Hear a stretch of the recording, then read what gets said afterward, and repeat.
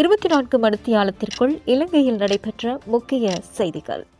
அதிரடியாக கைது செய்யப்பட்ட சுகாதார அமைச்சின் முன்னாள் செயலாளரை எதிர்வரும் 8ஆம் திகதி வரை விளக்கமறியலில் வைக்க நீதிமன்றம் உத்தரவு.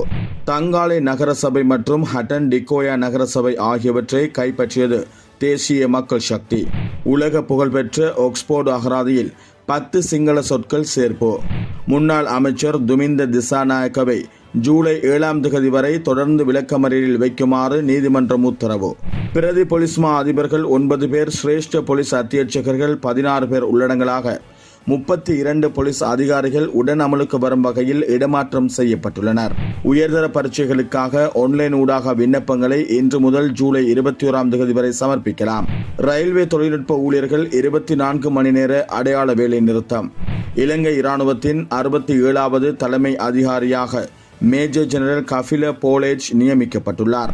கொழும்பு பங்குச் சந்தையின் அனைத்து பங்குகளின் மொத்த விலைச்சுட்டன் வரலாற்றில் இதுவரை இல்லாத அளவு உயர்வை எட்டியது. சந்தையில் உப்பின் விலை குறைந்தது.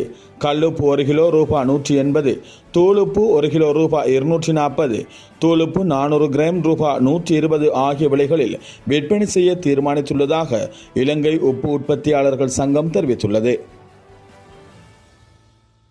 24 மணித்தியாலத்திற்குள் இலங்கையில் நடைபெற்ற முக்கிய செய்திகள். அதிரடியாக கைது செய்யப்பட்ட சுகாதார அமைச்சின் முன்னாள் செயலாளரை எதிர்வரும் 8ஆம் திகதி வரை விளக்கமறியலில் வைக்க நீதிமன்றம் உத்தரவு. தங்காலை நகரசபை மற்றும் ஹட்டன் டிகோயா நகரசபை ஆகியவற்றை கைப்பற்றியது தேசிய மக்கள் சக்தி. உலக புகழ்பெற்ற ஆக்ஸ்போர்டு அகராதியில் 10 சிங்கள சொற்கள் சேர்ப்பு. முன்னாள் அமைச்சர் துமிந்த திசாநாயக்கவை ஜூலை 7ஆம் திகதி வரை தொடர்ந்து விளக்கமறியலில் வைக்குமாறு நீதிமன்றம் உத்தரவு.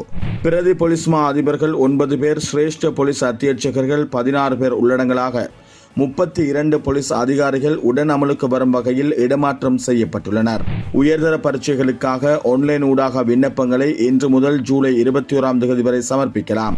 ரயில்வே தொழில்நுட்ப ஊழியர்கள் 24 மணி நேர அடையாள வேலை நிறுத்தம். இலங்கை இராணுவத்தின் 67வது தலைமை அதிகாரியாக மேஜர் ஜெனரல் கபில போலேஜ் நியமிக்கப்பட்டுள்ளார்.